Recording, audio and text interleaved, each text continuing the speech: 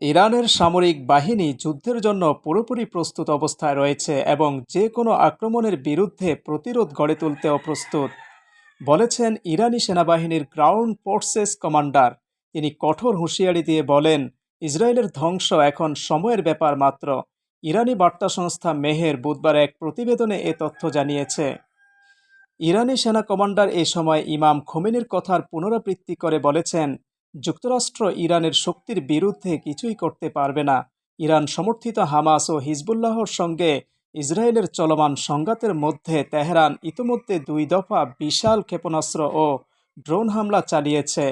যুক্তরাষ্ট্র ও তার আঞ্চলিক মিত্রদের সহযোগিতায় ইসরায়েল এই হামলাগুলোর বেশিরভাগ প্রতিহত করতে সক্ষম হয়।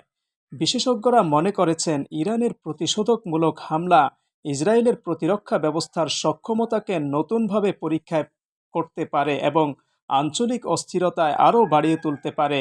এদিকে গত সোমবার ইরানের পররাষ্ট্র মন্ত্রণালয়ের মুখপাত্র ইসমাইল বাকাই বলেছেন, ইরান তার পরমাণু কর্মসূচির বিষয়ে কোনো দুর্বলতা দেখাবে না এবং এটিকে দৃঢ়ভাবে রক্ষা করবে। দৈনিক আজকের বাংলা .net